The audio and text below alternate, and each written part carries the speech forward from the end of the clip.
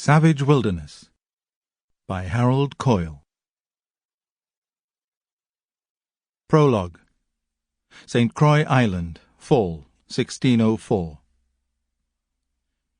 Even before darkness gave way to the cold, pale dawn, the old warrior was there, sitting on the rocky banks of the island. The only sound that disturbed the early morning quiet was the splashing of the swift-flowing river on nearby rocks. As he had on so many mornings, he peered through the early morning mist, still rising off the turbulent waters of the river, at the camp of the strangers.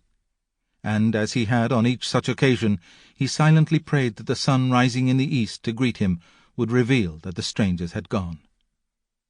Yet even before he could see them, he knew they were still there. He could smell them. While the smoke from their fires smelled no different than that which warmed the warrior's own lodge, the stench that rose from the squalid living conditions the strangers seemed to revel in marked them as certainly as the white banner of their tribe, adorned with 3 yellow emblems.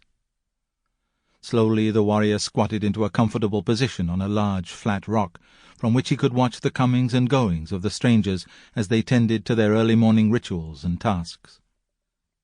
One of the first stirrings that occurred each morning was the appearance of a handful of men dressed in armour that had once been bright and shiny, but now, like the leaves on the trees, had been made dull and lifeless by the passing of time.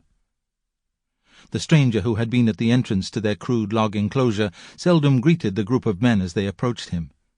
Instead, with bowed head, the man left the spot where he had stood watching throughout the night, and trudged away to join the others, with less enthusiasm than a captive moves when faced with certain death.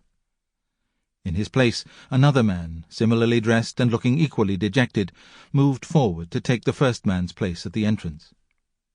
Once he had reached the spot that seemed suitable for him, the new guard lowered the wood and metal weapon he bore, eased it down until one end rested on the ground, and then leaned against the post that the rickety gate hung on.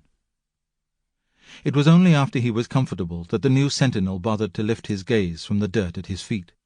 Slowly, more from want of ambition than from attentiveness, the sentinel surveyed the island he and his companions had chosen to occupy.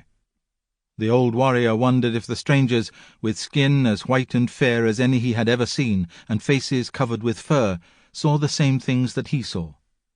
He liked to think that they did, that the strangers shared more than bodies shaped as his was. But the more the old man watched them, the more he came to realize that this breed of man was unlike any other human he, or anyone he knew, had ever come across. Even the shaman, after much contemplation and consultation with the spirits, was at a loss to explain who these... Sample complete. Ready to continue?